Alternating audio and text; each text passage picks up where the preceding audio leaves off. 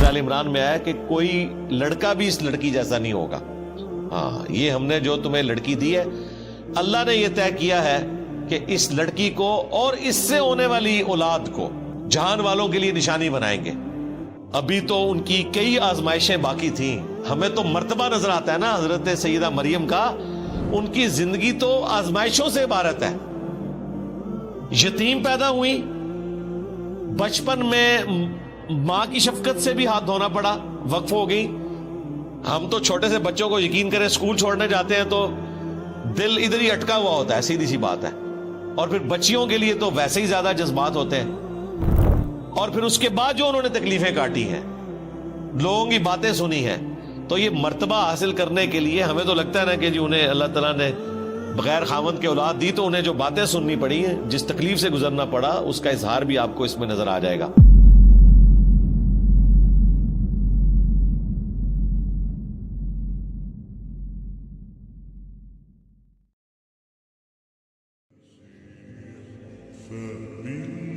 اب سیدہ مریم کا ذکر خیر ہونے جا رہے ہیں اگلی آیات کے اندر. وَاذْكُرْ فِي الْكِتَابِ مریم, اور اے محبوب صلی اللہ علیہ وآلہ وسلم کتاب میں یاد کریں مریم کو, ان کا حال بیان کریں اس اللہ کی کتاب قرآن میں, اور ان سے بھی ذکر کریں.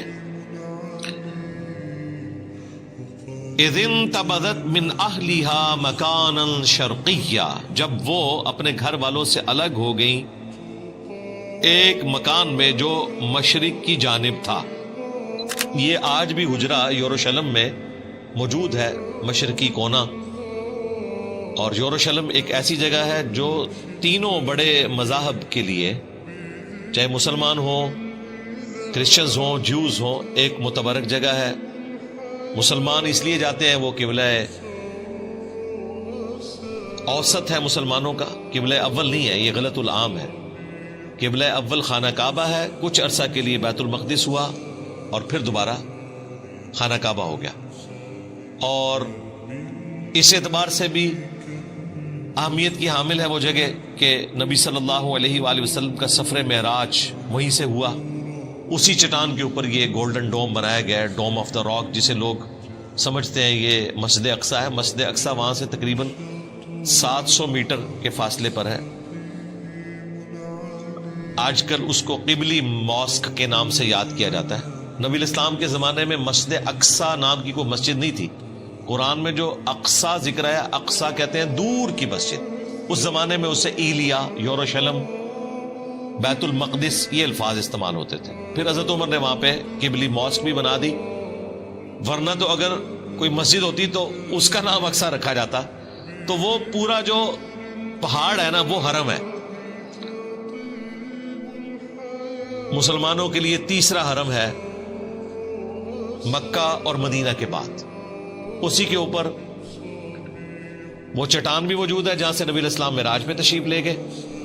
اسی پہ وہ قبلی ماسک بھی موجود ہے, اور اسی کے کارنر کے اوپر وہ ہیگل سلمانی کی ایک دیوار باقی ہے جو ٹائٹس نے 70 عیسوی میں حملہ کر کے یروشلم کو تباہ و برباد کیا تھا, اور جوز کا ڈائسپورا شروع ہوا. اب جا کے کچھ انہیں سکون آیا تو انہوں نے دنیا میں بے سکونی شروع کروا دی ہے. تو ایک دیوار ابھی تک باقی ہے جسے ویلنگ وال کہتے ہیں, دیوار گریا, جس کے سامنے وہ تورات پڑھ رہے ہوتے ہیں. اور ان کا ارادہ ہے کہ دوبارہ سے, بلکہ تیسری بار اب ہیگل سلمانی تعمیر ہوگا. تھرڈ ٹیمپل اسے کہتے ہیں. تو یہ حرم کا نقشہ میں نے آپ کو بتایا, میں نے کئی ویڈیوز میں اسے ڈسپلے بھی کروایا ہوا ہے. وہیں پر ایک مشرقی کونا ہے اسی حرم والی جگہ پر جہاں پہ سیدہ مریم نے عبادت کی. بیسیکلی اس کی تفصیلات تو آ چکی ہیں سورہ آل عمران کے اندر کہ حضرت مریم کی والدہ نے یہ منت مانی تھی کہ اے اللہ تو مجھے اولاد دے تو میں اسے ہیکل سلمانی کی خدمت کے لیے وقف کر دوں گی. ان کے تو ذہن میں یہی تھا کہ اللہ تعالیٰ بیٹا دے گا اور ہیکل سلمانی کی خدمت کے لیے اسے وقف کیا جائے گا, کیونکہ اس زمانے میں مرد ہی وقف ہوتے تھے ہیکل سلیمانی کی خدمت کے لیے. یہ بڑی آکورڈ بات تھی کہ کوئی عورت ہیکل سلیمانی کی خدمت کے لیے جائے. ظاہر ہے پھر پردے کا بھی اہتمام کرنا پڑے گا, اور ایک ریجڈ قسم کے مذہبی ماحول کے اندر ایک عورت کو تو ایکسیپٹنس بالکل ملتی ہی نہیں ہے. جب بیٹی پیدا ہوئی تو انہیں اس چیز کا غم تھا, تو سورہ آل عمران میں آیا کہ کوئی لڑکا بھی اس لڑکی جیسا نہیں ہوگا. ہاں, یہ ہم نے جو تمہیں لڑکی دی ہے, اللہ نے یہ طے کیا ہے کہ اس لڑکی کو اور اس سے ہونے والی اولاد کو جہان والوں کے لیے نشانی بنائیں گے. دونوں ہی بڑے معجزے ہیں, سیدہ مریم کی پیدائش اور ان کے ساتھ جو معاملات, اور ان کے بعد عیسیٰ ابن مریم کی پیدائش. یہ دونوں معجزات ہیں. حضرت مریم کے والد عمران تھے جو بنی اسرائیل کے پیغمبر تھے, وہ تو فوت ہو گئے. سیدہ مریم بعد میں پیدا ہوئی. ان کی کفالت پھر ان کے خالوص سیدنا زکریا علیہ السلام نے کی. اس کا ذکر بھی سورہ آل عمران میں گزر چکا.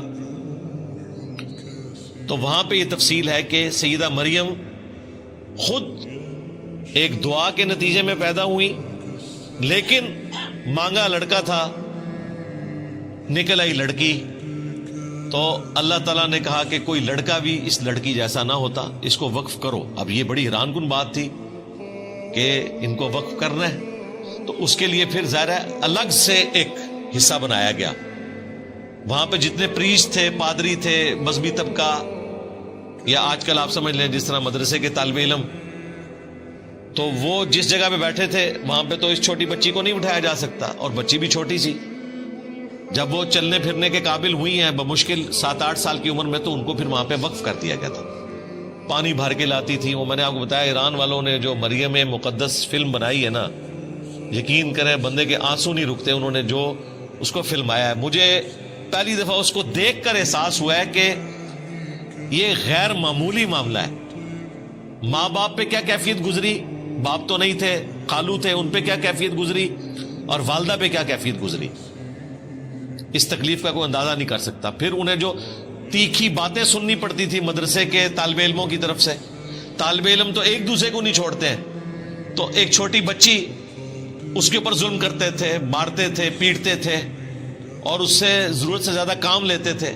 ان کے لیے الگ سے پھر ایک حجرہ حضرت زکریا علیہ السلام نے بنایا جس میں وہ عبادت کرے تاکہ ان کا انٹریکشن ان کے ساتھ نہ ہو.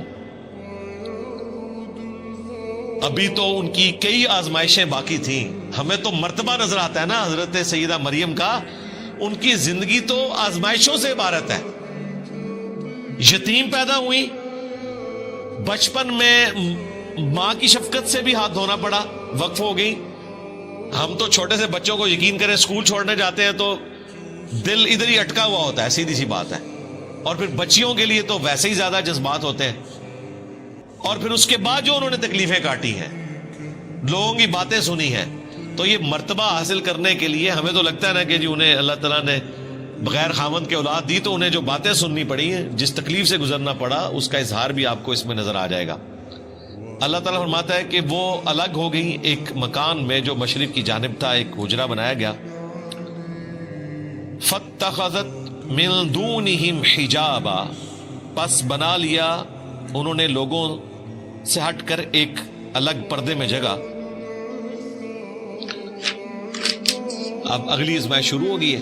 فَأَرْسَلْنَا إِلَيْهَا رُوحَنَا, پس ہم نے ان کے پاس بھیجا اپنی طرف سے ایک روح, یعنی حضرت جبرائیل علیہ السلام کو, ہولی گوسٹ کہہ لیں, روح مقدس کہہ لیں, جبرائیل علیہ السلام. فتمثل لها بشرا سویا, تو وہ ان کے سامنے ایک انسان کی شکل میں ظاہر ہوئے ان کے حجرے کے اندر. ان کے حجرے میں کوئی مرد نہیں جاتا تھا. وہ جب حجرے میں عبادت کر رہی تھی تو انہوں نے دیکھا کہ ایک نوجوان سامنے آ کے کھڑا ہو گیا. اب دیکھیں کتنی پرہیزگار عورت تھی. قالت, انہوں نے کہا, انی اعوذ بالرحمن منک ان کنت تقیا, میں رحمان کی پناہ میں آتی ہوں اگر تو واقعی پرہیزگار ہے, تو میں اپنے آپ کو رحمان کی پناہ میں دیتی ہوں. اس کو بھی تنبیہ کی اور اس سے پناہ نہیں مانگی، اللہ سے پناہ مانگی.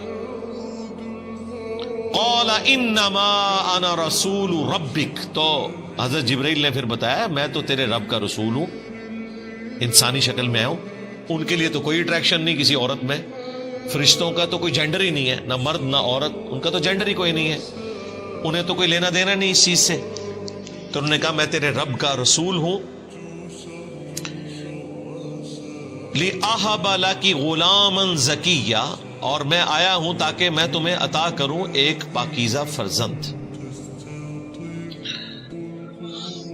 اب یہ واقعہ ہمیں انجیل میں بھی ملتا ہے، لیکن وہ جس انداز میں بیان ہوا ہے اور یہ جس انداز میں بیان ہوا ہے زمین و آسمان کا فرق ہے. اسی لیے جیمی سوگارڈ کے ساتھ جب مناظرہ ہوا تھا احمد دیدار صاحب کا، تو انہوں نے کہا کہ آپ اسے پڑھو اور پھر بتاؤ آپ اپنے بچوں کو اس واقعے کا وہ ورژن دو گے جو قرآن میں موجود ہے، یا وہ جو تمہاری انجیل میں موجود ہے کہ وہ جو لڑکا ہے وہ ڈھانپ لیتا ہے سیدہ مریم کو، اور یعنی وہ اس طریقے سے اسے پریزنٹ کیا ہے جو ایک مرد و عورت کا ایک تعلق والا معاملہ ہے، اس طریقے سے اسے پریزنٹ کیا. حالانکہ ایسا نہیں تھا، بس سامنے آئے تھے، بشارت دی، خوشخبری لے کر آئے تھے. یہاں پر وہ چیز بھی کلیئر ہوگی کہ نبی الاسلام سے پہلے غیر انبیاء کی طرف بھی فرشتے آ جایا کرتے تھے، انہیں بھی کشف ہو جاتا تھا، الہام ہو جاتا تھا.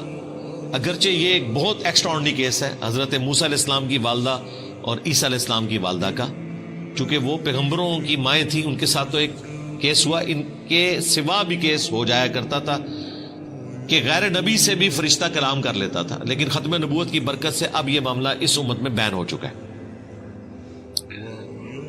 تو حضرت جبرائیل علیہ السلام نے کہا کہ میں تمہیں بشارت دینے والا ہوں ایک پاکیزہ بچے کی.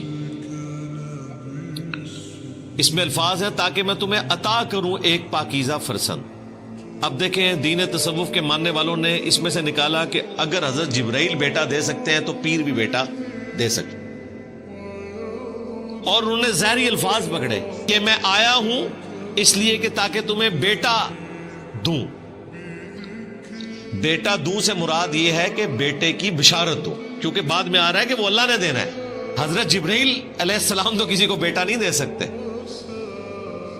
وہ تو صرف وہی لے کر آئے تھے. تو ظاہری الفاظ کو اٹھاتے ہیں، پورا کانٹیکسٹ چھوڑتے ہیں اور کہتے ہیں کہ حضرت جبرائیل بیٹا دیتے ہیں. بالکل ایسا نہیں ہے. قالت انا یکون لی غلام، تو سیدہ مریم نے کہا کہ مجھے بیٹا کیسے ہو سکتا ہے. وَلَمْ يَمْسَسْنِي بَشَرٌ وَلَمْ أَكُ بَغِيًّا، جبکہ مجھے کسی مرد نے آج تک ہاتھ نہیں لگایا شوہر کی حیثیت سے، اور نہ ہی میں کوئی بدکار عورت ہوں. اور اللہ تعالیٰ کا طریقہ ہے کہ مرد و عورت کے ازدواجی تعلق کے بغیر نسل انسانی یوں نہیں چلتی، تو مجھے اولاد کیسے ہو جائے گی. اب یہ ایک ایکسٹراڈنری چیز تھی. تو حضرت جبرائیل علیہ السلام نے کہا قال کذالک، انہوں نے کہا ایسا ہی ہوگا. قال ربک هو علی ہین، تو انہوں نے کہا کہ تیرے رب کے لیے یہ کرنا بہت آسان ہے. یہ سیم وہی الفاظ ہیں جو حضرت زکریا علیہ السلام کے کیس میں فرشتے نے کہا تھا جب انہوں نے کہا، پیچھے گزر چکا، کہ میں بوڑھا ہو چکا ہوں، میری بیوی 5 ہے، تو کہا کہ اسی طریقے سے ہوگا اور یہ اللہ کے لیے آسان ہے. تو دونوں ہی معجزانہ پیدائشیں ہیں، حضرت یحییٰ علیہ السلام کی بھی اور حضرت عیسیٰ علیہ السلام کی بھی. اور یحییٰ علیہ السلام جو ہیں وہ عیسیٰ ابن مریم کی تصدیق کرنے والے ہیں، ایک زمانے میں ہوئے ہیں اور آپس میں رشتہ بھی ہے، خالہ زاد بھی لگتے ہیں. تو یہاں پہ بھی حضرت مریم کو فرشتے نے کہا اللہ کے لیے بہت آسان ہے. وَلِنَجْعَلَهُ آیَةً لِلنَّاسِ، اور ہم تیرے بیٹے کو معجزانہ طور پر ایک نشانی، قدرت کا ایک معجزہ بنائیں گے انسانیت کے لیے. وَرَحْمَةً مِنَّا، اور اپنی طرف سے سراپا رحمت. وَكَانَ أَمْرًا مَقْضِيًّا، اور یہ ایک ایسی بات ہے جس کا فیصلہ ہو چکا ہے، یہ اللہ کی تقدیر میں طے پا چکا ہے کہ آپ کو معجزانہ طور پر اولاد دی جائے گی، اور یہ اولاد انسانیت کے لیے ایک نشانی ہوگی۔ اللہ تعالیٰ کا ایک پلان تھا کہ ہم نے ایک انسان ایسا بھی پیدا کرنا ہے کہ جس کی ماں ہو اور باپ نہ ہو۔ ویسے تو آدم علیہ السلام کے کیس میں ان سے بھی بڑا ورژن ہے، ان کی تو ماں اور باپ دونوں نہیں تھے، ان کو تو اللہ تعالیٰ نے خاص اپنے ہاتھوں سے بنایا، جیسا کہ ہاتھ اس کی قدرت کے لائق ہیں۔ ہم اس کے لیے یوں تشبیہ بھی بیان نہیں کرتے، اپنی طرف سے روح پھونکی۔ اسی لیے سورہ آل عمران میں اللہ تعالیٰ نے کرسچنز کو سمجھاتے ہوئے کہا ہے کہ عیسیٰ کی مثال اللہ کے حضور آدم کی سی ہے، کہ اس کو ہم نے مٹی سے بنایا، کن فیکون ہو گیا۔ تو اللہ تعالیٰ کے لیے کوئی مشکل نہیں ہے۔ اگر آدم علیہ السلام اللہ کے بندے ہیں، جن کو کرسچنز بھی کہتے ہیں کہ وہ اللہ کے بندے ہیں، تو عیسیٰ ابن مریم بدرجہ اولا اللہ کے بندے ہیں، کیونکہ آدم علیہ السلام کی ماں اور باپ دونوں کوئی نہیں تھے۔ عیسیٰ علیہ السلام کی پھر بھی ماں تھی، اور انہوں نے 9 مہینے کا پیریڈ ماں کے پیٹ میں گزارا، جو ایک نیچرل پروسیس ہے۔ ایک مسنگ ایلیمنٹ تھا باپ والا، وہ اللہ تعالیٰ کی طرف سے خاص ایک روح تھی۔ اسی لیے سورۃ النساء میں آیا کہ عیسیٰ ابن مریم روح من ہے، اللہ کی خاص روح ہے۔ ویسے تو ہمارے اندر بھی اللہ کی روح ہے، روح سے مراد اللہ کی مخلوق روح، لیکن عیسیٰ ابن مریم خاص روح ہے، کیونکہ وہاں باپ والا ایلیمنٹ مسنگ ہے، وہ خاص روح ہے کہ صرف ماں سے پیدا ہوئے، اور جہان والوں کے لیے ان کو نشانی بنانا تھا۔ فحملتہ، تو وہ اس کے ساتھ پریگنٹ ہو گئی، حاملہ ہو گئی، یعنی کہ حضرت عیسیٰ ابن مریم کو معجزانہ طور پر اللہ تعالیٰ نے روح پھونک کر، جیسا کہ اس کی شان کے لائق ہے، رحم مادر میں ایک جنین کی شکل میں رکھ دیا۔ پھر اس کے بعد انہوں نے 9 مہینے کا پیریڈ گزارا، جو ایک نیچرل پروسیس ہے۔ فانتبذت بہ مکانا قصیا، تو وہ اس بچے کو لے کر ایک دور کی جگہ پر چلی گئی۔ ظاہر ہے کہ وہاں پر جو پریگنینسی کے دوران تکلیف اٹھانی پڑتی ہیں ایک عورت کو، تو وہ ایک سمبل ہوتا ہے جس سے لوگ جج کر لیتے ہیں، اور وہ تو وہاں پر عبادت کر رہی تھی، لوگوں نے طرح طرح کی باتیں کرنی تھی، تو آپ کو اللہ تعالیٰ کی طرف سے یہ چیز القاء کی گئی کہ اب آپ اس جگہ کو چھوڑ کر کسی دور بیابان جنگل میں چلے جائیں۔ دونوں ماں بیٹا، یعنی کہ سیدہ مریم اسی پریگننٹ فارم میں تشریف لے گئی، اور اللہ تعالیٰ نے ان کے لیے معجزانہ طور پر خوراک کا بندوبست کیا، کیونکہ اب وہ کسی کے پاس کھانے کے لیے تو نہیں جا سکتی تھی۔ 9 مہینے تک انہوں نے کھجور اور پانی کے اوپر گزارا کیا۔ کھجور ایک پرفیکٹ غذا ہے، ظاہر ہے، ایک کھجور کے اندر 2 روٹیوں کے برابر کیلوریز موجود ہوتی ہیں، اور تازہ کھجوریں اللہ تعالیٰ کی طرف سے، اور تازہ پانی کا چشمہ اللہ تعالیٰ کی طرف سے 9 مہینے کے لیے بہا دیا گیا۔ جس بھی وہ جنگل کے پورشن میں تھی اس کا ذکر آیا۔ فَأَجَاءَهَا الْمَخَاضُ إِلَى جِذْعِ النَّخْلَةِ، پس وہ جو پریگنینسی کا درد تھا، وہ تکلیف انہیں لے آئی ایک کھجور کے تنے کے پاس۔ این ممکن ہے کہ وہ سادہ تنا تھا، اللہ تعالیٰ نے معجزانہ طور پر اس کے اوپر کھجوریں ان کے لیے اگا دی، یا وہ پہلے سے درخت موجود تھا، بہرحال ایک غیر معمولی چیز ہے۔ تو وہ اس درخت کے ساتھ ٹیک لگا کے بیٹھ گئی۔ اب انہوں نے اپنی تکلیف کا اظہار کیسے کیا؟ قالت، انہوں نے عرض کیا اللہ کے حضور، یا لیتنی مت قبل ھذا، اے کاش میں یہ دن دیکھنے سے پہلے مر گئی ہوتی۔ وَكُنْتُ نَسْيًا مَنْسِيًّا، اور میں بالکل ایسی ہو جاتی کہ لوگ جسے فراموش کر دیں، لوگ مجھے جانتے بھی نہ کہ مریم نام کی کوئی عورت بھی دنیا میں موجود تھی، مجھے یہ دن نہ دیکھنے پڑتے۔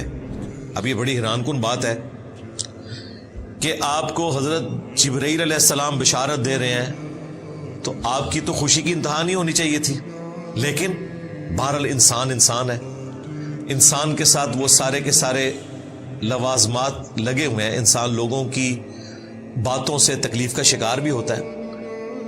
تو سیدہ مریم کو بھی اس تکلیف کا احساس ہوا کہ میں اب لوگوں کا سامنا کیسے کروں گی کہ بغیر شادی کے مجھے اولاد ہو گئی، تو لوگ طرح طرح کی باتیں کریں گے۔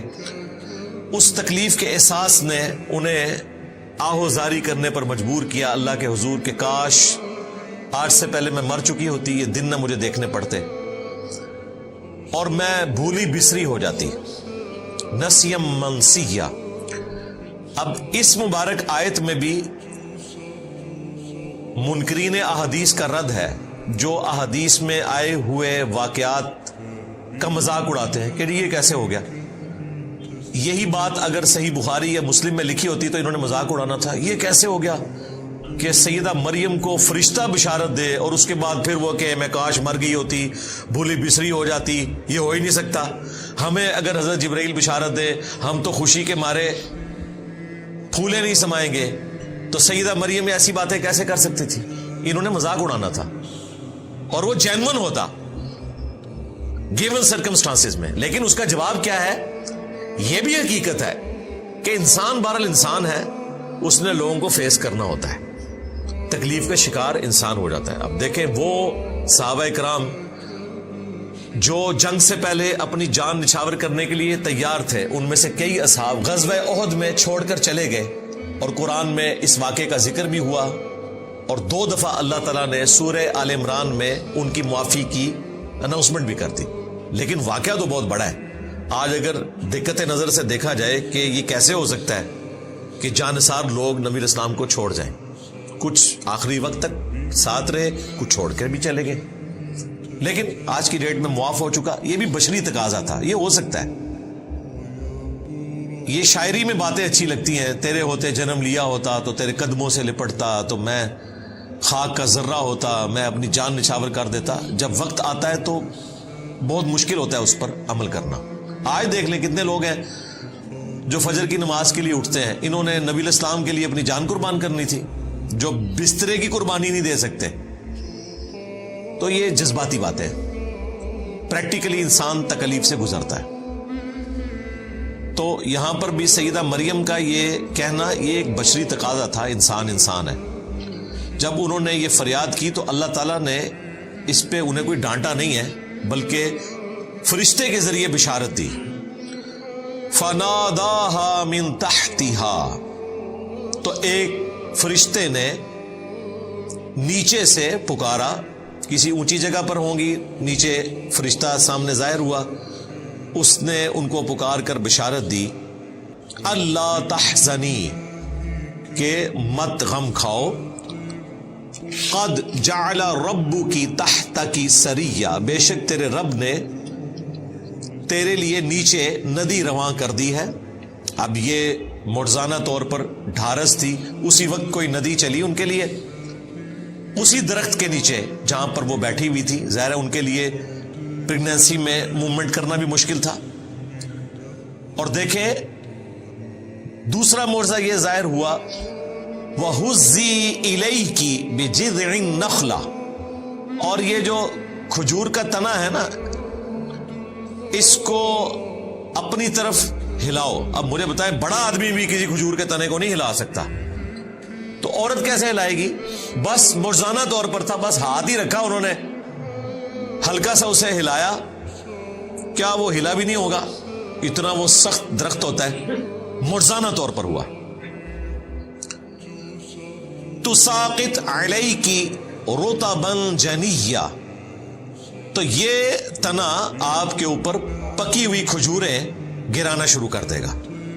این ممکن ہے کوئی خشک تنا تھا، اس پہ کھجوریں لگ گئی اسی وقت، معجزانہ طور پر ندی تو رواں ہوئی ہے۔ اب 2 تفاسیر کی گئی ہیں۔ ایک تفسیر جو قرآن میں فٹ ان بیٹھتی ہے وہ یہی ہے کہ یہ کسی فرشتے نے ہی کہا۔ بعض لوگ اس طرف گئے ہیں کہ حضرت عیسیٰ علیہ السلام نے کلام کیا ان کی گود میں، لیکن یہ دور کی بات ہے. اس کی وجہ یہ ہے کہ یہ بات تو آنی تھی 9 مہینے کے بعد. وہ 9 مہینے میں انہوں نے کس طرح اپنا وقت پاس کیا، تو یہ بات زیادہ مضبوط ہے کہ فرشتے نے ندا کی جب وہ پریگننٹ حالت میں جا کے تنے کے ساتھ ٹیک لگا کے بیٹھ گئی اور انہوں نے اللہ کے حضور فریاد کی، تو اللہ تعالیٰ نے فرشتے کے ذریعے بشارت دی کہ آپ کے لیے میٹھے پانی کی ندی ہے، اور یہ درخت کا تنا آپ بس اسے تھوڑا سا ہلائیں، ہاتھ لگانے کی دیر ہے، آپ کے اوپر پکی ہوئی کھجوریں گریں گی جو ایک پرفیکٹ غذا ہے، پانی بھی اور کھجوریں بھی. فَكُلِي وَاشْرَبِي، تو کھاؤ اور پیو، اس میں سے پرفیکٹ غذا ہے. وَقَرِّي عَيْنًا، اور اپنی آنکھوں کو ٹھنڈا کرو. کس کے ذریعے؟ جو بچہ پیدا ہونے والا ہے اس کے تصور سے کہ یہ معجزانہ پیدائش ہے. وجیہن فی الدنیا والآخرہ ومن المقربین، اور جب پیدا ہو گیا تو ماں کے اندر ایک اٹریکشن ہے نیو بورن بیبی کے لیے. ماں کو چھوڑ دیں، آپ چھوٹے بچے ذرا موٹر بائکس پہ بیٹھے ہوئے دیکھیں، آپ کے اپنے بچے بھی نہیں ہوتے پھر بھی اتنی اٹریکشن ہوتی ہے. چھوٹے بچوں میں اللہ تعالیٰ نے اٹریکشن رکھی ہے. انسان نہیں، بلی کا بچہ دیکھ لیں، مرغی کا چوزا دیکھ لیں، ایک نیچرل اللہ تعالیٰ نے اٹریکشن کا معاملہ رکھتی ہے. تو اپنی آنکھوں کو ٹھنڈا کرو اپنے بچے کو دیکھ کر.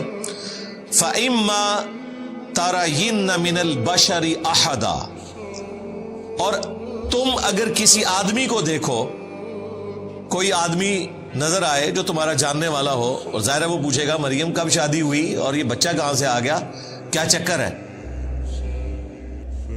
تو تم نے اس کے جواب میں کیا کرنا ہے؟ فَقُولِي إِنِّي نَذَرْتُ لِلرَّحْمَنِ صَوْمًا، تو پھر تم نے اس بندے سے کہنا ہے کہ میں نے رحمان کے لیے روزے کی منت مان رکھی ہے. فَلَنْ أُكَلِّمَ الْيَوْمَ إِنسِيًّا، تو میں آج کسی انسان سے گفتگو نہیں کروں گی. اب یہ حیران کن بات ہے، یہ بات کس طرح کی جائے گی؟ اگر وہ گفتگو کرتی ہیں تو چپ کا روزہ ٹوٹ گیا. اب اگر یہ جملہ بخاری شریف میں موجود ہوتا یا میں اپنی ویڈیو میں کہتا تو انہوں نے کہنا تھا دیکھیں اس میں لٹریچر کی غلطی ہے، یہاں ہونا چاہیے تھا کہ تم نے اشارے سے کہنا ہے. یہ الفاظ کیوں آئے؟ فقولی، تو تم نے کہنا ہے، یہ تو الفاظ ہی نہیں ہونے چاہیے تھے. اس طرح لوگ نا بال کی کھال اتارتے ہیں، تو قرآن میں بھی اتاری جا سکتی ہے، لیکن ہم پورے کانٹیکسٹ میں اس کو دیکھتے ہیں کہ پیچھے ایک پریسیڈنٹ سیٹ ہے. سیدنا زکریا علیہ السلام کو بھی اللہ تعالیٰ نے فرشتے کے ذریعے کہا تھا کہ آپ بھی 3 راتوں تک کلام نہیں کر سکیں گے مگر اشارے کے ساتھ. ان کی تو زبان بند ہو گئی تھی. یہاں پر اللہ تعالیٰ نے کہا کہ تم نے ان سے کہنا، یعنی اشارے سے کہنا ہے. اس زمانے میں چپ کا روزہ رکھنا جائز تھا، اس شریعت میں حرام ہے. میں نے اپنے رب کے لیے منت کا روزہ رکھا ہے تو میں آج کسی انسان سے کلام نہیں کروں گی. اب ظاہر ہے اس کے بعد اگلا حکم جو اس میں لکھا نہیں ہوا لیکن انڈرسٹوڈ ہے کہ اگلا اشارہ بھی ملا کہ اب اس بچے کو لے کر ان پادریوں کے پاس، یعنی کہ یہودیوں کے مولویوں کے پاس جاؤ. یہ اس سے بڑا امتحان تھا. جو اکیلے بیٹھی ہوئی رو رہی تھی، اللہ سے فریاد کر رہی تھی کہ میں لوگوں کو کیا منہ دکھاؤں گی، اب پریکٹیکلی وہ لمحہ آ گیا. تو وہ ایک مشکل صورتحال تھی ان کے لیے. فَأَتَتْ بِهِ قَوْمَهَا تَحْمِلُهُ، تو وہ بچہ اٹھا کر اپنی قوم کے پاس آئیں. گود میں بچہ اٹھایا ہوا ہے.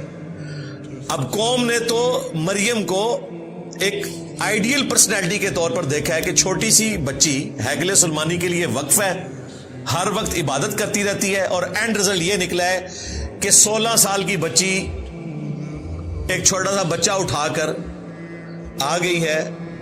تو لوگوں نے ظاہر اس کے کریکٹر کے بارے میں بات ہی کرنی تھی، یہ نیچرل تھا، اور وہی ہوا. قالو، تو وہ علماء کرام بولے، یہودی پریسٹ، یا مریم، اے مریم، لقد جئت شیئا فریا، بے شک تو نے تو بہت ہی برا کام کیا. بجائے اس کے کہ کوئی پوچھتے ڈائریکٹ انہوں نے فتویٰ لگانا شروع کر دیا. حالانکہ ان کے پاس پروفیسیز موجود تھی کہ پیغمبر آنے والے ہیں. سیدہ مریم کا ایک کریکٹر تھا, انہوں نے ڈائریکٹ 0 سے ملٹیپلائی کر دیا, الزامات لگا کر پھر پوچھا. اس کی بجائے یہ بھی پوچھا جا سکتا تھا ڈائریکٹلی کہ یہ بچہ کس کا ہو سکتا ہے, کسی کا بچہ اٹھایا ہو, لیکن انہوں نے خود ہی ایزیوم کر لیا, اگرچہ وہ ازمپشن ان کی درست تھی, لیکن میں ایٹیچیوڈ کی بات کر رہا ہوں. یا اخت ہارون, اے ہارون کی بہن, ما کان ابوک امرأ سوء, نہ تو تیرا باپ کوئی برا آدمی تھا, وما کانت امک بغیہ, اور نہ تیری ماں کوئی بدچلن عورت تھی. یعنی تو نیک ماں باپ کی اولاد ہے, تیرا باپ پیغمبر تھا عمران, اور تیری ماں بھی نیک عورت, اور تیرا بھائی ہارون وہ بھی کوئی شریف النفس انسان ہوگا, اس کی طرف منسوب کیا. اس کریکٹر میں تیرا کریکٹر نہیں بیٹھتا. اب یہاں پر جو آیا یا اخت ہارون, تو بعض لوگوں نے اس پر اعتراض کیا. رسول اللہ کے زمانے میں بھی, آج تک کرسچنز کرتے ہیں.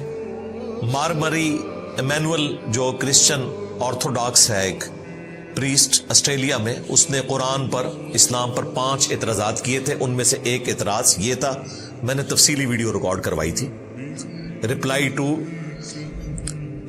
Christian bishop Mar Mari Emmanuel. 5 blames اس نے لگائے تھے, میں نے جواب دیا تھا. ایک یہ ہے کہ جی ہارون علیہ السلام اور عیسیٰ علیہ السلام میں تو 1000 سال کا فاصلہ ہے, تو سیدہ مریم ہارون کی بہن کیسے ہو گئی؟ یہ تو ہسٹوریکل مسٹیک ہے قرآن میں.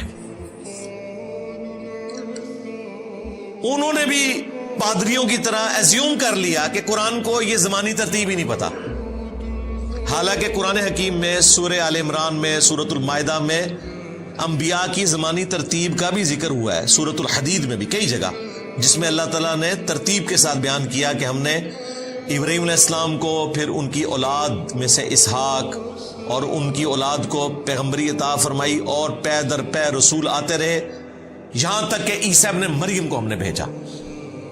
اور اس میں موسیٰ علیہ السلام, ہارون علیہ السلام کا بھی ذکر ہے. قرآن تو خود کہہ رہا ہے کہ ان کا زمانہ ایک نہیں ہے, تو قرآن تو یہ غلطی کر ہی نہیں سکتا تھا نا کہ اس سے مراد وہ ہارون لیا جاتا جو موسیٰ علیہ السلام کے بڑے بھائی تھے. قرآن تو خود کہہ رہا ہے کہ ان کے درمیان اتنا فاصلہ ہے. 2 نمبری کرتے ہیں, یہ آیت اٹھاتے ہیں اور کہتے ہیں قرآن کو تو ہسٹری کا نہیں پتا, دوسری جگہ سے آیات اٹھائیں, قرآن تو خود بتا رہا ہے.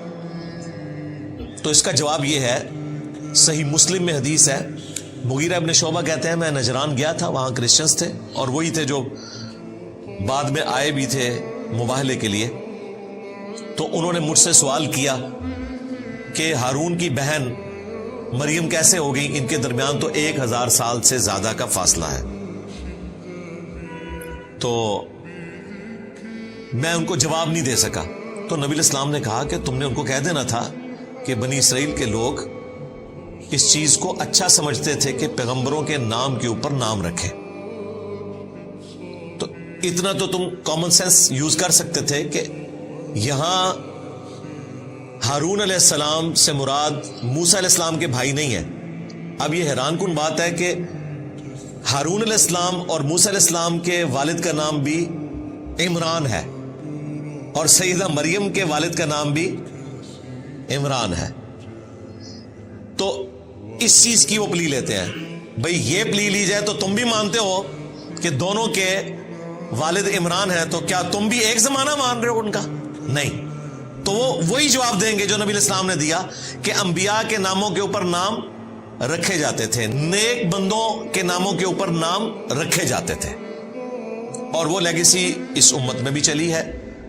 ہم لوگ بھی پریفر کرتے ہیں کہ انبیاء کے ناموں کے اوپر نام رکھیں. اس وقت دنیا میں سب سے زیادہ نام محمد ہے, وہ اسی وجہ سے ہے کہ نبی علیہ السلام کی طرف نسبت ہے. مسلمان ابراہیم بھی رکھتے ہیں, موسیٰ بھی رکھتے ہیں, عیسیٰ بھی رکھتے ہیں, الحمدللہ.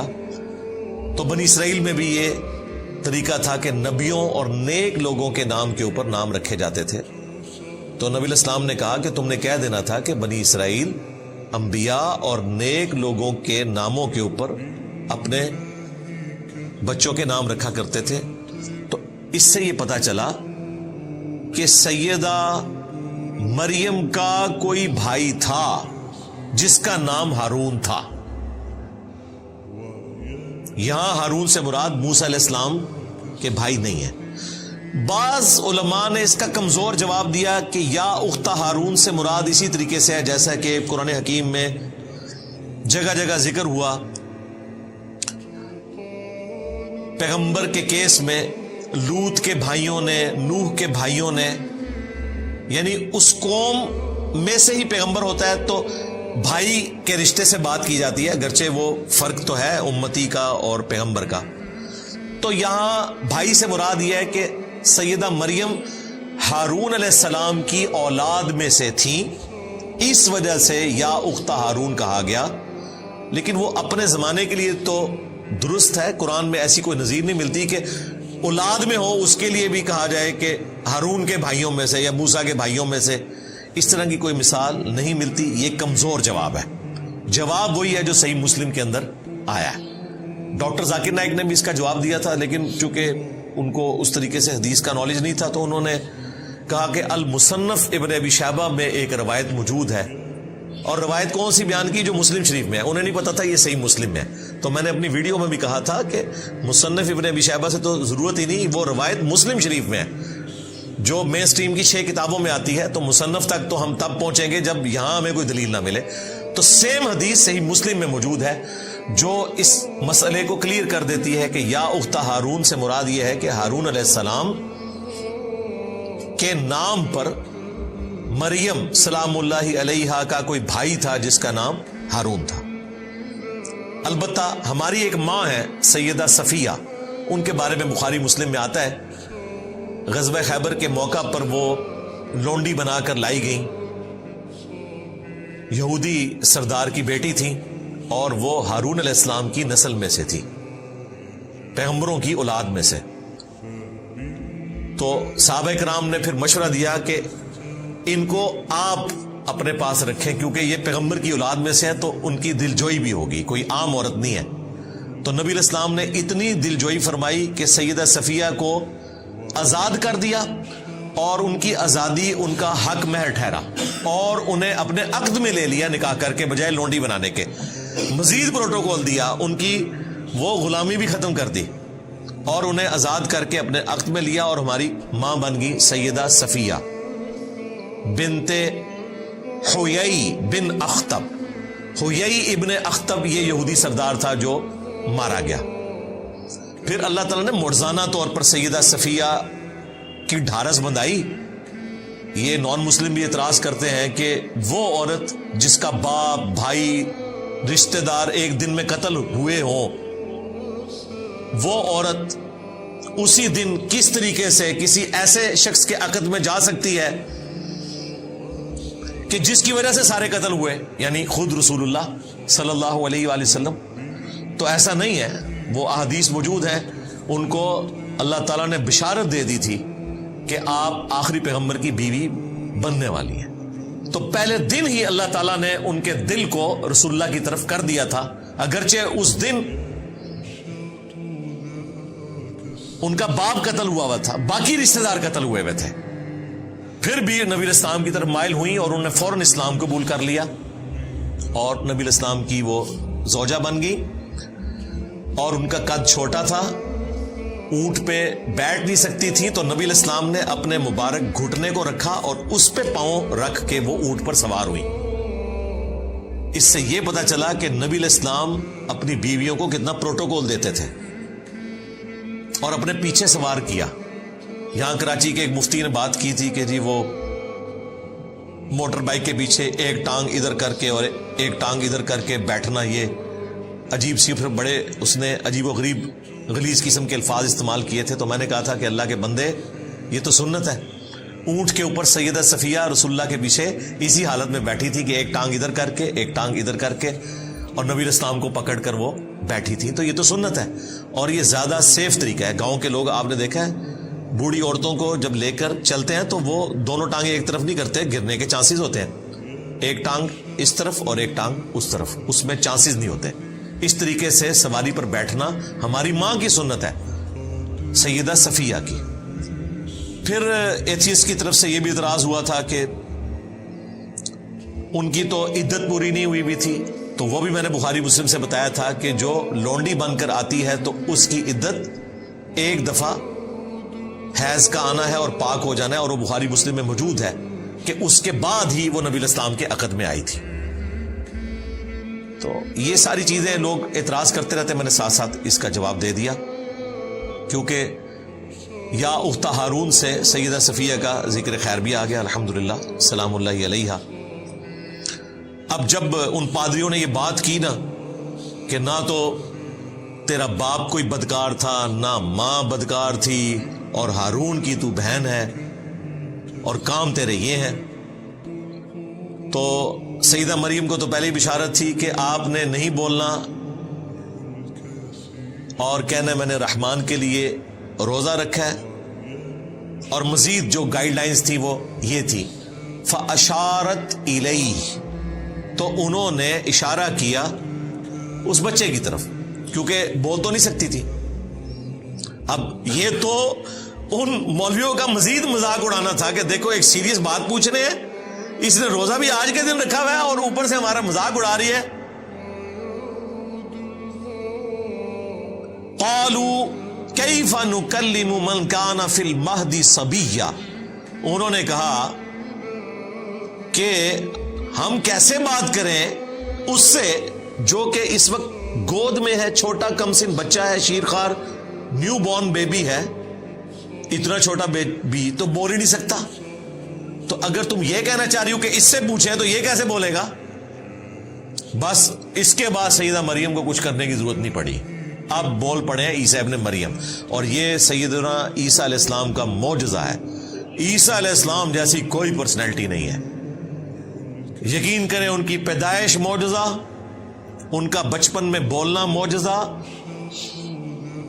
ان کا وہ معجزات دکھانا جو خدائی کام ہے، مردوں کو زندہ کرنا، مٹی کی مورت میں پھونک مارنا اور وہ پرندہ بن جانا، جو اندھے ہیں انہیں شفا دینا اللہ کے عزت سے، کوڑی کے مریضوں کو شفا دینا، پھر ان کا دنیا سے اٹھایا جانا معجزہ، اور سب سے بڑھ کر کئی سو سال سے 2000 سال ہو چکے ہیں ابھی تک، اب پتہ نہیں کتنے اور گزرنے ہیں، آسمانوں پر زندہ رہنا معجزہ اور دوبارہ اترنا معجزہ. تو معجزہ ہی معجزہ ہے. عیسیٰ ابن مریم ڈیزرو کرتے تھے کہ اگر انسانیت میں کسی کو خدا کا بیٹا کہا جائے تو وہ عیسیٰ ابن مریم ہو. یہ اللہ نے آزمائش بنا دیا، لیکن وہ اللہ کے پیغمبر تھے، اللہ کے بندے تھے. اور دیکھیں یہاں پر بھی وہی بات ہے، قال انی عبد اللہ، تو بچہ بول پڑا بے شک میں اللہ کا بندہ ہوں. پہلی بات اللہ کا بندہ. آتانی الکتاب، تو اس نے مجھے کتاب دی ہے انجیل. وجعلنی نبیا، اور مجھے نبی بھی بنا دیا ہے، یعنی مبعوث بھی ہو گئے چھوٹی عمر میں. ویسے تو عموماً 40 سال کی عمر میں انبیاء کو مبعوث کیا جاتا ہے، میچورٹی کی ایج میں. موسیٰ علیہ السلام ہمارے پیغمبر صلی اللہ علیہ وآلہ وسلم 40 سال کی عمر میں مبعوث ہوئے، اللہ کی حفاظت میں تھے لیکن مبعوث 40 سال کی عمر میں. اور یہاں پر نیو بورن بیبی مبعوث بھی ہو گیا ہے اور گفتگو کر رہا ہے. وَجَعَلَنِي مُبَارَكًا أَيْنَمَا كُنْتَ، اور اس نے مجھے بابرکت بنایا ہے میں جہاں بھی چلا جاؤں. تو جناب آپ رومن امپائر جو بت پرست تھے ان کی حکومت میں اگر بادشاہت تھی تو عیسیٰ ابن مریم کی تھی. لا علاج مریضوں کو ٹھیک کر دیتے تھے. جس شہر میں چلے جاتے تھے ہزاروں کا مجمع لگ جاتا تھا، لوگ اپنے مریضوں کو لے کے آتے تھے. تو جس طرف چلا جاؤں مبارک ہوں میں. کوڑ کے مریض ہیں، ہاتھ پھیرا ٹھیک ہو گئے. نابینا آئے ہیں، ہاتھ پھیرا ٹھیک ہو گئے. اتنے بڑے بڑے معجزات. اور بیسیکلی یہ اس لیے تھا کہ بنی اسرائیل کے آخری پیغمبر تھے سیدنا عیسیٰ ابن مریم، اور اللہ نے فیصلہ کر لیا تھا کہ بنی اسرائیل نے اپنے پیغمبروں کے ساتھ جو بے وفائیاں کی ہیں ناحق انہیں قتل کیا، انہیں تکالیف دی، تو اب میں ان کے اوپر عذاب کا کوڑا ایسا مسلط کروں گا کہ وہ قیامت تک چلے گا. ضربت علیہم الذلہ والمسکنہ وباؤوا بغضب من اللہ. ان کے اوپر ذلت، مسکنت اور اللہ کا غضب ہے قیامت کے دن تک کے لیے. بلکہ یہاں تک آیا قرآن میں کہ تاریخ میں ایسے لوگ آتے رہیں گے جو تم پر اللہ کی طرف سے عذاب مسلط کرتے رہیں گے. ہٹلر کی شکل میں عذاب مسلط ہوا کیونکہ انہوں نے اپنی روش نہیں چھوڑی. یہ واحد کیس ہے کہ پیغمبر آیا ہے مسلمانوں کی طرف، ورنہ انبیاء کرام رسول آتے تھے کافروں کی طرف. وہاں تو عذاب سمجھ آتی ہے کہ نوح علیہ السلام کو ماننے والے مسلمان، نہ ماننے والے کافر. عیسیٰ ابن مریم یہودی النسل ہے، بنی اسرائیل ہے، آئے کس کی طرف ہے؟ مسلمانوں کی طرف. یہودی تو مسلمان تھے اس وقت تک، لیکن ان مولویوں نے، پادریوں نے، مولوی اس لیے کہ مسلمانوں کے تھے، ان کو ماننے سے انکار کر دیا کیونکہ وہ ان کی غلطیاں نکالتے تھے کہ حرام خوریاں چھوڑو. وہ آپ مریم مقدس فلم دیکھیں، اور ایک اور فلم ہے یسوع مسیح کے اوپر، وہ بھی کئی اقساط کے اوپر ہے، ایران والوں نے بنائی ہے. اس میں آپ یہ منظر دیکھیں گے، وہ جہاں جاتے ہیں لوگ پہنچ جاتے ہیں، اور پھر بیت المقدس میں جب عیسیٰ ابن مریم جاتے ہیں اور دیکھتے ہیں کہ وہاں پہ جناب سودی لین دین ہو رہا ہے، مسجد کو بازار بنایا ہوا ہے، تو ان کی حمیت جاگ اٹھتی ہے. وہ سب کی ٹیبلز اکھاڑ کے پرے پھینکتے ہیں، ہر چیز تتر بتر کر دیتے ہیں اللہ کی حمیت کی وجہ سے. اور وہاں کھڑے ہو کر پھر وہ توحید کا خطبہ دیتے ہیں کہ تم ابراہیم کے ماننے والے ہو. ابراہیم تو یہ کچھ نہیں کرتے تھے، ابراہیم کا نام بیچ رہے ہو تم. اب وہاں بیٹھے ہوئے تھے بابے، اور یہ ہے 25 سال کا نوجوان. کہاں سے وہ دعوت قبول کرے؟ ان کے قتل کے فتوے جاری کیے، اللہ تعالیٰ نے انہیں زندہ آسمانوں پر اٹھا لیا، اور پھر اس کے بدلے میں اللہ تعالیٰ نے ان کے اوپر عذاب مسلط کیا. کیونکہ عیسیٰ ابن مریم بنی اسرائیل کے آخری پیغمبر تھے.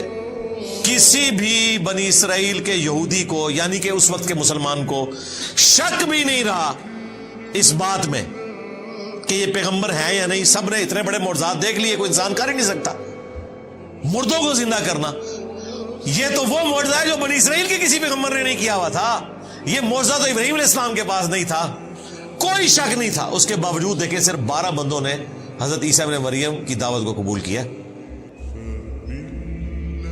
یہودیوں نے دعوت قبول نہیں کی. دشمنوں کے ڈیزرو کرتے تھے کہ ان کے اوپر ذلت مسلط کر دی جائے قیامت کے دن تک کے لیے، اور وہ مسلط ہے. اس لیے اللہ تعالیٰ کا جتنا غصہ یہودیوں کے اوپر ہے نا، کافروں پہ اتنا نہیں ہے. تو یہ بھی کافر، لیکن آسمانی مذہب کے ماننے والے ہیں، کیونکہ انہوں نے اپنے پیغمبر کو ماننے سے انکار کر دیا. اور یہ دیکھیں، یہ معجزہ وہ اپنی آنکھوں سے دیکھ رہے ہیں کہ ایک شیرخوار بچہ وہ کہہ رہا ہے میں اللہ کا بندہ ہوں، اللہ نے مجھے کتاب دی ہے، مجھے نبی بنایا ہے، مجھے بابرکت بنایا ہے، میں جہاں کہیں بھی جاؤں. وَأَوْصَانِي، اور مجھے وصیت کر دی ہے اس بات کی، بِالصَّلَاةِ، کہ نماز ادا کرتے رہو. نماز کا ذکر ہر جگہ آتا ہے کہ پیغمبر بھی اپنے آپ کو نماز سے بے نیاز نہیں کر سکتا. وَالزَّكَاةِ، اور اللہ کی راہ میں صدقہ اور خیرات کرنے کا، زکوٰۃ دینے کا. مَا دُمْتُ حَيًّا، جب تک میں زندہ رہوں، میں اپنی ماں کے ساتھ اس نے سلوک کرتا رہوں، میں نماز پڑھتا رہوں، اللہ کی راہ میں خرچ کرتا رہوں. ایک دن کی نماز نہیں، ٹوٹل اوبیڈینس اپنے گاڈ کی کروں، یہ مجھے میرے رب نے حکم دیا ہے. وَبَرًّا بِوَالِدَتِي، اور مجھے خدمت گزار بنایا ہے اپنی ماں کا. پیغمبر ہے لیکن خدمت کر رہا ہے ماں کی. کیوں؟ اس ماں نے تکلیفیں اٹھائی ہیں اس بچے کی خاطر، کتنی باتیں سنی ہیں، اور پریگنینسی کی تکلیف اپنی عفت اور اس مسٹیک پہ لگا لی، لوگوں نے باتیں کی. وَلَمْ يَجْعَلْنِي جَبَّارًا شَقِيًّا، اور مجھے سخت طبیعت کا نہیں بنایا، نہ بدبخت بنایا. یعنی میں نرم مزاج ہوں، اپنی ماں کے ساتھ بھی اس نے سلوک کرنے والا، اور عوام الناس کے ساتھ بھی. وَالسَّلَامُ عَلَيَّ، اور سلامتی ہو مجھ پر. यौम वुलिदतु, उस दिन जिस दिन मैं पैदा हुआ, व यौम अमूतु, और उस दिन जब मैं अल्टीमेटली मरूंगा, यानी दुनिया में दोबारा आना है, उसके बाद शादी भी करेंगे, फौत भी होंगे। इस पे मेरी अलग से वीडियोस रिकॉर्ड हैं, औलाद भी होगी। व यौम उबअसु हय्या, और उस दिन जिस दिन मैं मरने के बाद दोबारा उठाया जाऊंगा। तीनों मौके पर मुझे अल्लाह ताला की सलामती नसीब हो। देखें, पैगंबर भी अल्लाह ताला से सलामती मांगते हैं, और आपके पैगंबर ने आपको हर फर्ज नमाज के बाद सही मुस्लिम में ये दुआ सिखा दी है, अल्लाहुम्मा अंतस सलाम व मिनकस सलाम तबारकता या ज़ल जलाली वल इकराम।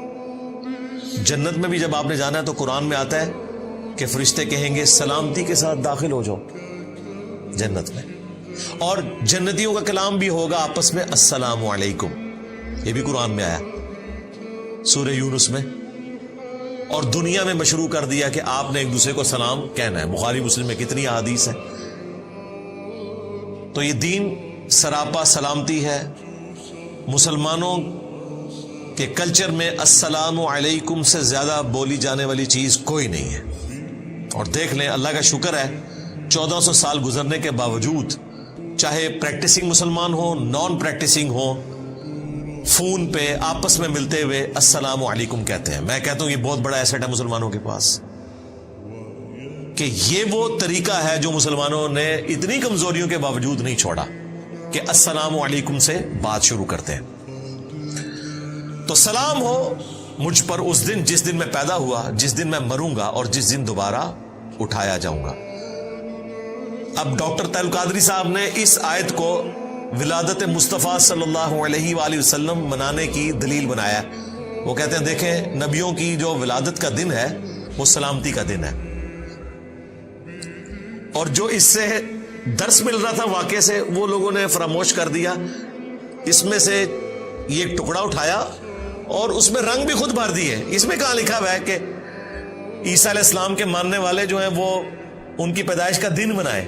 वो तो अपने लिए दुआ कर रहे हैं कि ऐ अल्लाह मुझ पे सलामती हो जिस दिन मैं पैदा हुआ, जिस दिन मैं मरूंगा, जिस दिन मैं उठाया जाऊंगा। और ये दुआ तो हर मुसलमान को मांगनी चाहिए। सलामती की दुआ हम हर वक्त मांगते हैं, फर्ज नमाज के बाद मांगते हैं, मौत के वक्त भी सलामती है, और क़यामत के दिन भी सलामती, पुल सरात पर भी सलामती। तो इसका कोई लेना देना नहीं है उस मिलाद के साथ। वैसे सही मुस्लिम हदीस है, नबी इस्लाम मिलाद मनाते थे साल बाद नहीं, हर महीने नहीं, हर हफ्ते पीर का रोजा रख के। 2750 नंबर हदीस है। पूछा गया क्यों रखते हैं? फरमाया फीही वुलिदतु व फीही उनज़िला अलैया, इस दिन मैं पैदा हुआ, इस दिन मुझ पर पहली वही नाजिल हुई, उसकी खुशी में मैं रोजा रखता हूं। यानी जश्न कुरान और जश्न विलादत मुस्तफ़ा सल्लल्लाहु अलैहि वसल्लम मनाने का सुन्नत तरीका है पीर का रोजा रखना। That's all. ज़ालिका ईसा इब्नु मरियम, ये है ईसा इब्न मरियम। क़ौलुल हक़्क़ अल्लज़ी फ़ीही यमतरून, सच्ची बात जिसमें लोग झगड़ा करते हैं, ये है स्टेटस ईसा इब्न मरियम का। झगड़ा क्या करते हैं? कहते हैं खुदा का बेटा है, चूंकि मुर्जाना तौर पर पैदा हुए, रूह मिन है। तो अल्लाह ताला ने कहा कि ये पूरी स्टोरी है, इस तरह वो पैदा हुए, उसके पीछे अल्लाह का डिवाइन प्लान ये था। उनका स्टेटस ये है कि वो अल्लाह के बंदे हैं। सूरह आल इमरान में आया कि ईसा की मिसाल अल्लाह के हुजूर आदम की सी है, कुन फयकून करके जिस तरह आदम को पैदा किया, ईसा को भी पैदा कर दिया। और हैरान कुन बात है, क्रिश्चियंस आदम अलैहिस्सलाम को अल्लाह का बंदा ही मानते हैं, हालांकि वो बड़े गॉड होने चाहिए। ईसा अलैहिस्सलाम ने तो मां के पेट में 9 महीने गुजारे, वालदा भी है, सिर्फ वालिद नहीं है। और हजरत आदम वो है जिनकी वालदा भी नहीं और वालिद भी नहीं। तो इसलिए अल्लाह ताला ने कहा कि आदम वाली मिसाल है ईसा। उनको तो तुम भी कहते हो कि अल्लाह के बंदे हैं, तो ईसा की तो फिर भी वालदा थी, उन्होंने प्रेगनेंसी भी गुजारी। तुम्हें कैसे गुमान हुआ कि वो अल्लाह के बेटे हैं? अगर सन ऑफ गॉड आप इन मानों में कहें कि मखलूक अल्लाह का कुंबा है, वो सारी मखलूक अल्लाह का कुंबा है, अल्लाह पालने वाला है। जिस तरह एक बाप औलाद को पालता है, अल्लाह ताला मखलूकात को पालता है। खालिक मखलूक का फर्क रहेगा। اس ٹرم میں ابناء اللہ ہیں، پیغمبر بھی، پیغمبروں کے ماننے والے بھی.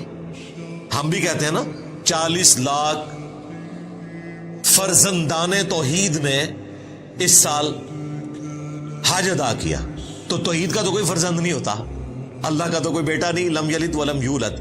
لیکن یہ بیگوٹن سن کی بات نہیں ہو رہی ہوتی ہے، اللہ والے. جس طرح یہودی کہتے تھے کہ ہم ابناء اللہ ہیں اور اس کے احبا ہیں. اللہ نے یہ نہیں کہا کہ یہ کفر بول رہے ہو، کہا کہ اللہ سے کوئی عہد لے لیا کہ اللہ تعالیٰ تمہیں عذاب نہیں دے گا. یعنی بنی اسرائیل کی ٹرمالوجی میں ابناء اللہ والی جو ٹرم ہے وہ ان معنوں میں ہے کہ خالق اور مخلوق کا فرق ہے، محاورتاً بات ہے، ولد نہیں ہے، بیگوٹن والا سلسلہ نہیں ہے. ما کان للہ ان یتخذ من ولد، اللہ کی یہ شان نہیں کہ وہ اپنے لیے اولاد چنے. یہ ایک کرٹیکل موقع ہے. عموماً کرسچنز یہ بات کرتے ہیں کہ قرآن میں جب کبھی بھی ولد کا ذکر آیا تو وہ عیسیٰ ابن مریم کے کانٹیکسٹ میں نہیں آیا. لہذا جو قرآن حکیم کا مقدمہ ہے کہ اللہ نے اپنے لیے بیٹا نہیں چنا، یہ والا مقدمہ آپ ہمارے خلاف نہیں پیش کر سکتے. ولد کا لفظ دکھائیں کہ عیسیٰ ابن مریم کے کانٹیکسٹ میں اللہ تعالیٰ نے کرسچنز کے بارے میں بات کی ہو کہ وہ عیسیٰ ابن مریم کو بیگوٹن سن مانتے تھے، تو یہ ثبوت ہے قرآن میں کہ وہ بیگوٹن سن مانتے تھے، کیونکہ یہاں کانٹیکسٹ کے ساتھ اللہ تعالیٰ نے بیگوٹن سن کی نفی کی ہے. کیونکہ کرسچنز میں سے بہت تھوڑا سا طبقہ ہے جو توحید کے ماننے والے ہیں، یونیٹیرین ان کو کہا جاتا ہے، موحد کہا جاتا ہے، بہت تھوڑے ہیں، آٹے میں نمک بھی نہیں، آٹے میں نمک پھر بھی زیادہ ہوتا ہے.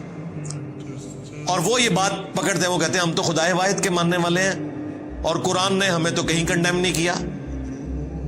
وہ تو بات ہوئی ہے بیٹا بنانے کی، تو بیٹے کا کانسیپٹ تو آپ کے ہاں بھی ہے کہ یہ محاورتاً بات ہوتی ہے. وہ تو ہم کہتے تھے، ہم ولد نہیں کہتے تھے. یہ موقع ہے جہاں پر اللہ تعالیٰ نے ذکر کر دیا کہ وہ ولد بھی مانتے تھے، اور یہ حقیقت ہے. کنگ جیمز ورژن جو اس وقت دنیا میں چل رہا ہے، گریک لینگویج سے ٹرانسلیٹ ہوا ہے، انجیل مقدس کے نام سے بائبل سوسائٹی انارکلی لاہور سے انجیل پرنٹ ہوتی ہے. اس کے شروع میں بھی لکھا ہے کہ یہ کنگ جیمز ورژن ہے، اور اصل نسخہ جو ہے وہ یونان کا، اس سے اس کو لیا گیا. ان کے پاس تو ہبرو ہے ہی نہیں ہے نا. اصل نسخہ وہ ہے جو آلریڈی ٹرانسلیٹڈ ہے، اس لیے تو بیچ میں ایسی خرافات ہے. کنگ جیم تھا جس نے اس کو لکھوایا تھا، اور اس سے پہلے بیگوٹن سن والی بات انجیل میں موجود تھی جو انہوں نے نکال دی ہے. آج کی انجیل میں بیگوٹن سن والا ذکر موجود نہیں ہے. ایون یہ انجیل سے بھی بیگوٹن سن نہیں دکھا سکتے، لیکن یہ حقیقت ہے کہ وہ مانا کرتے تھے. اسی لیے قرآن کہہ رہا ہے کہ اللہ کی یہ شان نہیں کہ وہ اپنا ولد بیگوٹن سن کسی کو ٹھہرا لے. سبحانہ، وہ تو پاک ہے. بڑا باریک نقطہ ہے، پاک ہے کس چیز سے کہ وہ اپنا بیٹا بنائے. کیوں؟ اولاد انسان کو اس لیے ریکوائرڈ ہوتی ہے کہ انسان کا مشن وہ آگے لے کر چلے گی انسان کے مرنے کے بعد. جسے موت ہی نہیں آنی اسے اولاد کی کیا ضرورت ہے؟ یہ ہے کہ اللہ کے شان شان بھی نہیں کہ وہ بیٹا رکھے، اس کی ضرورت ہی نہیں ہے، اسے موت تو آنی نہیں ہے. یہ تمہاری ضرورت ہے، تمہاری لیگیسی کو کوئی آگے لے کر چلے. اذا قضا امرا، اس کی قدرت تو یہ ہے کہ جب وہ ارادہ کر لیتا ہے کسی کام کا، فإنما يقول له كن فيكون، تو بس وہ تو حکم فرماتا ہے کہ ہو جا، اور وہ کام ہو جاتا ہے. اب یہ حکم فرمانا کہ ہو جا تو وہ کام ہو جاتا ہے، یہ اس طرح نہیں ہے جس طرح ہم بولتے ہیں. اللہ تعالیٰ کی جو صفات ہیں ان کی کوئی ہم مثال بیان نہیں کر سکتے. لیس کمثلہ شیء، اللہ کی مثال کوئی شے نہیں. وہو السمیع البصیر، وہی سننے والا ہے، دیکھنے والا ہے. ہم بھی سننے والے دیکھنے والے ہیں، لیکن اس طرح نہیں ہے. اللہ تعالیٰ کے لیے آپ کان کی یا آنکھوں کی مثال نہیں دے سکتے جیسا کہ اس کی شان کے لائق ہے. وَإِنَّ اللَّهَ رَبِّي وَرَبُّكُمْ، اور بے شک اللہ تعالیٰ میرا بھی رب ہے اور تمہارا بھی رب ہے. یہ اب عیسیٰ ابن مریم کا خطبہ ہے یہ جملہ، اور جب وہ جوان ہوئے انہوں نے یہی بات کی کہ بے شک اللہ میرا بھی رب ہے اور تمہارا بھی. فَاعْبُدُوا، پس اس کی عبادت کرو. هَذَا صِرَاطٌ مُسْتَقِيم، یہ ہے سیدھا راستہ. یہ جوانی کا جو پورا خطبہ ہے نا وہ سورۃ المائدہ میں گزر چکا ہے اینڈ پہ بھی، جو قیامت کے دن اللہ تعالیٰ کی اور عیسیٰ ابن مریم کی گفتگو ہے. اس میں عیسیٰ ابن مریم نے اپنی دعوت حق کا ذکر کیا ہے کہ میں ان کو یہی بتاتا رہا ہوں کہ عبادت کرو اس رب کی جو تمہارا بھی رب ہے اور میرا بھی رب ہے، اور بالفرض اگر میں نے کوئی ایسی بات کی تھی تو تیرے علم میں ہوگی. جو تیرے جی میں ہے میں وہ نہیں جانتا، جو میرے جی میں ہے وہ تو جانتا ہے، سارے غیب تو ہی جاننے والا ہے. اور سورۃ المائدہ ہی میں اللہ تعالیٰ نے جب کرسچنز کی نفی کی تو فرمایا لقد کفر الذین قالوا ان اللہ هو المسیح ابن مریم، بے شک وہ لوگ کھلا کفر کر رہے ہیں جو کہہ رہے ہیں کہ اللہ ہی عیسیٰ ابن مریم ہے. یعنی نعوذ باللہ اللہ تعالیٰ عیسیٰ ابن مریم کی شکل میں دنیا میں اتر آیا. وقال المسیح، جبکہ مسیح تو خود یہ دعوت دیا کرتے تھے یا بنی اسرائیل، اے اولاد یعقوب، اعبدوا اللہ ربی و ربکم، عبادت کرو اس رب کی جو میرا بھی رب ہے اور تمہارا بھی رب ہے. انہ من یشرک باللہ، یاد رکھنا بے شک جس نے اللہ کے ساتھ شرک کیا، فقد حرم اللہ علیہ الجنہ ومأواہ النار وما للظالمین من انصار، ایسے شخص پہ اللہ نے جنت حرام کر دی ہے اور اس کا ٹھکانہ ہے جہنم کی آگ، وہاں اس کا کوئی مددگار نہیں ہوگا. یہ پورا خطبہ ہے عیسیٰ ابن مریم کا کہ وہ تو کہتے تھے کہ عبادت کرو اس کی جو میرا بھی رب ہے اور تمہارا بھی رب ہے. اللہ تعالیٰ کہہ رہے ہم نے تو عیسیٰ ابن مریم کے ذریعے توحید بیان کی، لیکن کیا ہوا؟ فاختلف الاحزاب من بینہم، پھر کئی گروہ آپس میں اختلاف کرنے لگے. کرسچنز میں بھی گروپ بن گئے، ایک نے کہا اللہ کا بیٹا ہے، دوسروں نے کہا کہ اللہ ہی ہے. پروٹیسٹنٹ کہتے ہیں کہ وہ گاڈ ہے، اور کیتھولک کہتے ہیں وہ اللہ کے بیٹے ہیں. موحدین تو بہت تھوڑے ہیں ان میں. اور یہودیوں نے تو نعوذ باللہ انہیں آؤٹ آف ویڈ لاک کہا، گالیاں دی، دجال کہا، کیا کیا الفاظ استعمال کیے. عیسیٰ ابن مریم کی والدہ پر تہمت لگائی، اگرچہ انہوں نے اپنی آنکھوں سے ہی منظر دیکھا تھا لیکن دل بےایمان تھے اجتا ٹیر. اگر دل بےایمانی پر اترا ہو تو آپ لیم ایکسکیوزز، جھوٹے دلائل گھاڑ لیتے ہیں. فویل للذین کفروا من مشہد یوم عظیم، پس ہلاکت ہے کافروں کے لیے اس دن کی حاضری سے جو بہت بڑا دن ہوگا. بڑا مشکل دن ہے اللہ کے حضور پیشی کا دن، وہاں پر سب کا جھوٹ کھل جائے گا. دنیا میں تو آپ دھوکہ دے سکتے ہیں، وہاں تو پھر پکڑ ہوگی. اسمع بہم وابصر، اس دن یہ خوب سننے لگیں گے اور خوب دیکھنے لگیں گے. یوم یأتوننا لیکن الظالمون اليوم فی ضلال مبین، جس دن وہ اللہ کے حضور حاضر ہوں گے، ان کے کان بھی کام کر رہے ہوں گے، آنکھیں بھی کام کر رہی ہوں گی، لیکن یہ ظالم آج کھلی گمراہی میں. یعنی اللہ تعالیٰ فرما رہا ہے آج تو یہ گمراہی کا سودا بیچ رہے ہیں، لیکن قیامت کے دن ان کی آنکھیں بھی کھلی ہوں گی، کان بھی کھلے ہوں گے. دنیا میں بھی ویسے کھلے ہوئے ہیں لیکن ان کانوں کو آنکھوں کو یوز نہیں کر رہے، مکرے بنے ہوئے ہیں. جیسے ہمارے استاد ڈاکٹر صاحب کہا کرتے تھے، ڈاکٹر اسرار صاحب رحمہ اللہ، کہ جو شخص سویا ہوا ہے اسے تو آپ جگا سکتے ہیں، اور جو آنکھیں بند کر کے لیٹا ہے اس کی تو نیت ہی نہیں اٹھنے کی، آپ اسے نہیں اٹھا سکتے. تو یہ علماء یہود وہ تھے جن کی آنکھیں بند تھیں، انہیں پتا تھا کہ اس پیغمبر نے آنا ہے، مسایہ آئیں گے، لیکن وہ مسایہ آگے چلا گیا، آج تک انتظار میں ہے. اب جب جھوٹا مسایہ آئے گا، مسیح الدجال، یہ ہے یسوع مسیح عیسیٰ ابن مریم، وہ ہوگا مسیح الدجال، دجل کرنے والا مسیح، کیونکہ کرتب تو وہ بھی دکھا لے گا، یہ تو معجزات ہے، اس کو بھی اللہ تعالیٰ طاقتیں دے گا، بارش برسائے گا، مردے کو زندہ بھی کر دے گا، اس کو یہ پھر اپنا پیشوا مان لیں گے، اور جو اصل میں مسیح تھا وہ آ کے چلا گیا، اس کی قدر نہیں کی، وہ مسیح اب آئے گا ان کے مسیح کو قتل کرنے کے لیے۔ اور یہ حکمت ہے۔ عیسیٰ ابن مریم کے بارے میں لوگ پوچھتے ہیں کہ انہوں نے ہی کیوں دوبارہ دنیا میں آنا ہے؟ اس لیے کہ رسولوں کے کیس میں ہمیشہ قومیں جب ہلاک ہوتی تھیں تو رسولوں کے سامنے رسولوں کو وہ عذاب دکھایا جاتا تھا کہ یہ آپ کے منکر تھے، دیکھیں ان پر ہمارا عذاب آیا۔ عیسیٰ ابن مریم نے اپنے مخالفین کو ہلاک ہوتے نہیں دیکھا۔ یہ واحد کیس ہے کہ پیغمبر کو اللہ نے اٹھا لیا، ورنہ ہوتا تھا کہ پیغمبر اور ان کے ماننے والے بچا لیے جاتے تھے۔ نوح علیہ السلام ان کے ماننے والے، لوط علیہ السلام ان کی ماننے والی بیٹیاں، شعیب علیہ السلام کے ماننے والے، اور ان کی نگاہوں کے سامنے ان کی قوم کو برباد کر دیا جاتا تھا، آسمان سے عذاب آتا تھا۔ عیسیٰ علیہ السلام کے کیس میں بھی ایسا ہونا چاہیے تھا، لیکن ایسا نہیں ہوا۔ عیسیٰ علیہ السلام کو اللہ نے اٹھا لیا۔